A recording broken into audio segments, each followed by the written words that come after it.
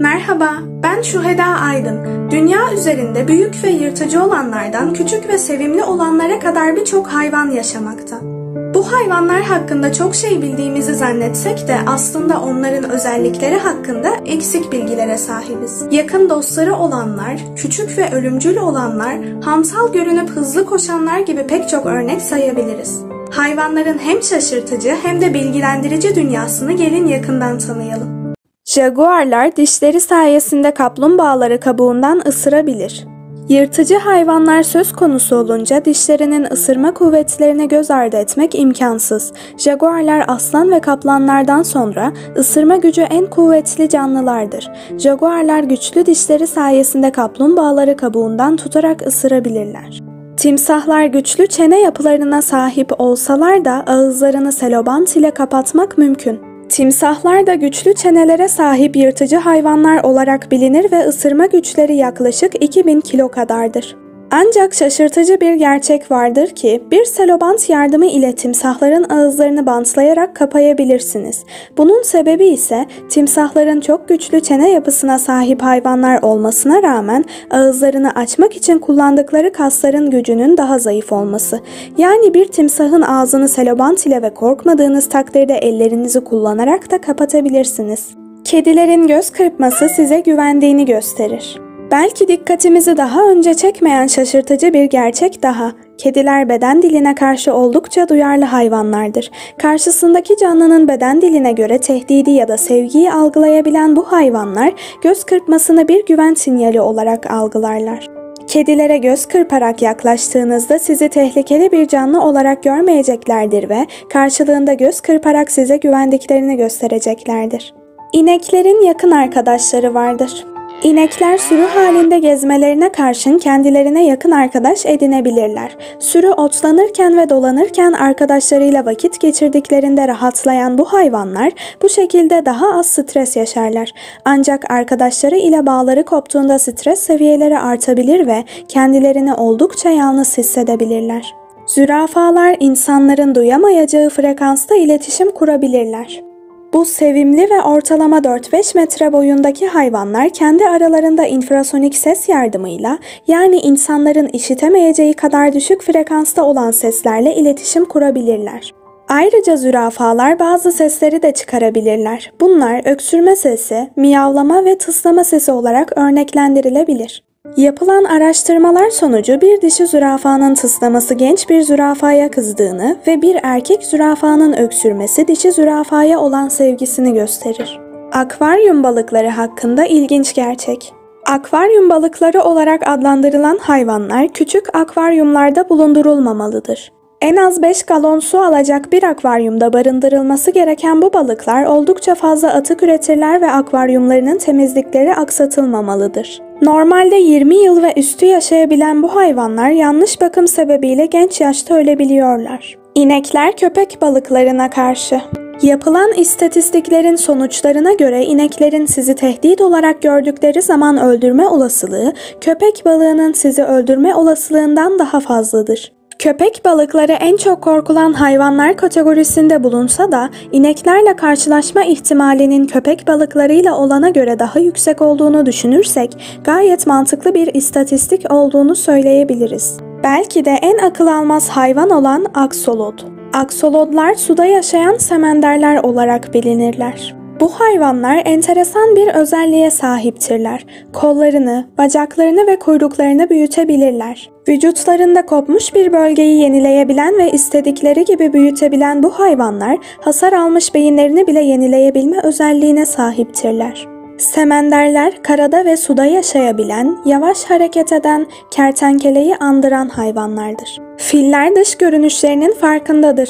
Koskocaman ve sevimli filler tıpkı maymunlarda olduğu gibi öz farkındalık düzeyine sahip hayvanlar kategorisine girmektedirler. Filler aynaya baktıklarında gördüklerini garipsemez ve kendilerini tanıyabilirler. Okapiler efsanevi hayvanlar olarak biliniyordu.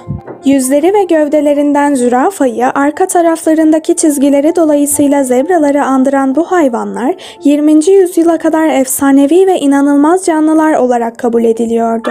Tek boynuzlu atlar olarak zannedildikleri gibi bir gerçek de var. Ayılar da atlar gibi koşabilir. Ayılar pek çok kişi tarafından hantal ve koşamayan hayvanlar olarak bilinse de aslında bir at kadar hızlı koşabilecek kapasiteye sahiptirler. Seothira adı verilen örümcekler avlarını kumda pişiriyor. Çöllerde bulunan bu hayvan avlanabilmek için kuma gömülerek görünmez bir hal alıyor. Kumdaki karıncaları beklerler ve titreşimlerini hissettiklerinde karıncaları bacaklarından tutarak avlarlar. Avlarını sıcak kuma koyan Seothira örümceği avını sıcak ve pişmiş seviyor anlayacağınız. Susamurları el ele tutuşarak yüzerler. Suda sırt üstü bir şekilde yatarak yüzen susamurları bazen el ele tutuşarak, bazen de dişisi erkeğin gövdesine yatmış şekilde yüzerler. Bu yöntem sayesinde bu tatlı hayvanlar birbirlerinden kopmuyor ve kaybolmuyorlar. Bir bukalemunun dili kendi vücudu kadar uzayabilir. Köpek balıkları 94 litre su içerisindeki bir damla kanı fark edebilirler ve 5 kilometre uzaktan bir kan damlasını hissedebilirler. Mavi balinaların dillerinin ağırlığı yetişkin bir filin ağırlığı kadardır.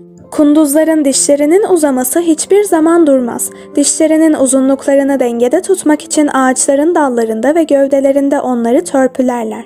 İstiridyeler yaşamları boyunca birçok kez kendi cinsiyetlerini değiştirirler. Aloatta maymunu karada yaşayan hayvanların en gürültücüsüdür. Attığı çığlık 5 kilometre uzaktan duyulabilir. Erkek imparator pengueni bir şey yemeden kuluçkada 2 ay boyunca dişisinin yemek getirmesini bekler. Bu 2 ay boyunca dişi penguen her avlanma için 80 kilometre yol kat eder ve başarabilirse bu süre sonunda ağzına kadar dolu mide ile yeni doğan yavrusuna döner. Deniz atları tek eşli canlılardır. Hayatları boyunca sadece tek bir eşleri olur. Ayrıca deniz atları yeryüzünde erkekleri doğum yapan tek canlılardır. Kutup ayılarının güneş ışınlarını daha iyi emsin diye beyaz tüylerinin altında siyah derileri vardır. Jaguar kelimesinin yerli Amerikan dilindeki anlamı bir sıçramada öldürürdür. Su aygırları güneş kremi ve nemlendirici olarak kendi ciltlerinden kırmızı yağlı bir madde salgılarlar. Bütün palyaço balıkları erkek olarak doğar ve sonradan sadece baskın dişi olmak için cinsiyet değiştirirler. 5 santimetrelik zehirli ok kurbağası 10 yetişkin adamı öldürebilecek zehre sahiptir.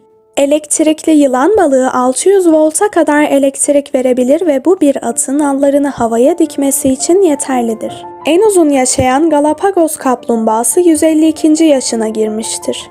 Galapagos kaplumbağaları günde 16 saat uyur ve bir şey yiyip içmeden bir yıl dayanabilirler. Denizin çöp sepeti olarak adlandırılan kaplan köpek balığının midesinde eski araba, plaka ve lastikleri bulunmuştur. Uçak yılanlar havada 100 metre mesafe kat edebilir ve havadayken dönüş yapabilirler. Akrepler inanılmaz derecede dayanıklı hayvanlardır. Bilim insanlarının bulduğu donmuş akrep buzu çözüldükten sonra yürümeye başlamış. Hamilelik süresi en uzun olan memeli 2 yıl ile Afrika filidir. Yetişkin bir panda günün 12 saatini yemek yemeye harcar ve bu süre boyunca 12 kilogram bambu yer. Hemen hemen bütün puffer balıkları insanlara göre siyanürden 1200 kat daha ölümcül olan tetradoksin denilen bir toksin içerir. Buna rağmen fugu denilen puffer balıkları Japonya'da yenilmektedir. Kar leoparları bir seferde 15 metre ileriye zıplayabilirler. Vampir yarasalar sadece kan ile beslenirler ve 100 yarasalık bir koloni yılda 25 ineğin kanını içer. Bir videonun daha sonuna geldik. Bugünkü videomuzda hayvanların ilginç özelliklerini tanıdık. Sizi en çok şaşırtan hayvan hangisi oldu? Hayvanların ilginç dünyası gibi merak ettiğiniz başka konular olursa yorumlarda belirtebilirsiniz. Bu gibi videoların devamının gelmesini istiyorsanız videoyu beğenmeyi ve kanalıma abone olmayı unutmayın.